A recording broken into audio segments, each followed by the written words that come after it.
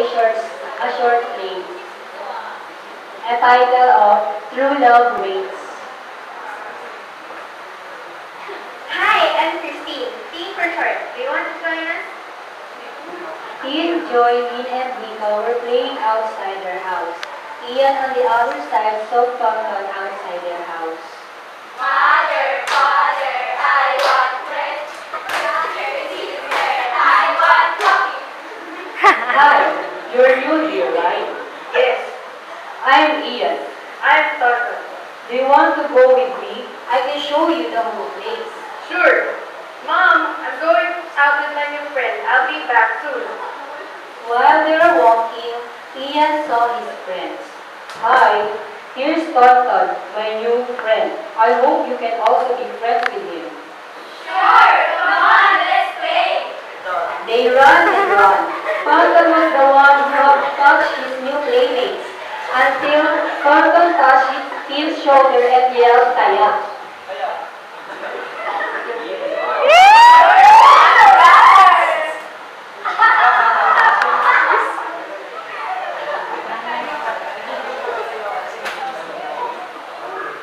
Christine!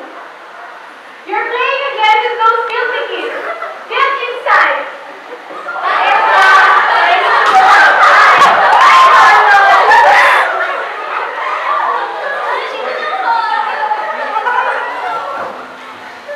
That's how their friendship started. They go to the same school from kinder to high school. Tonton is a scholar.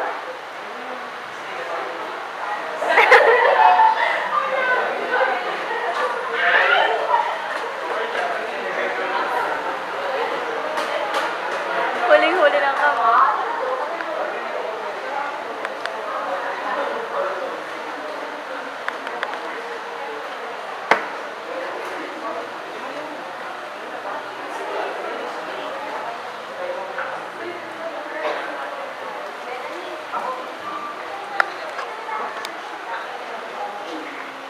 That's how their friendship started.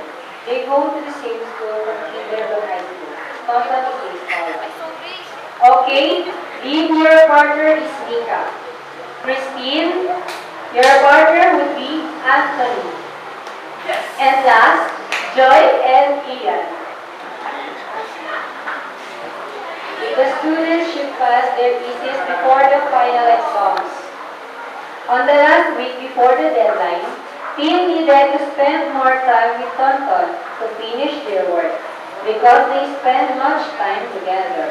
Tonton started to feel something for Tin. On the last night before the deadline, Tin spent time until late at night because the rain was so hard. 10 o'clock and still the rain hadn't stopped. Tonton decided to walk Christine home because her parents might be very worried for her. Until they reached the gate of Christine's house. I'm really sorry. If you need to go home this late, don't worry. I won't let this happen again. It's okay. This is also for the sake of our grades. That's not it. We finished the thesis early, but I didn't let you go home. I told you, it's really okay. Why are you acting like that? Because I'm worried that you might be scolded by your parents, and that is my fault. Christine! Yes, Mom. Bye, Anthony. Get inside. Thanks for walking me home.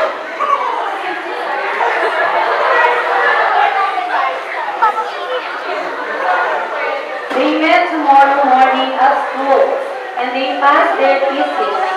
On that same day, is Tonton's birthday. He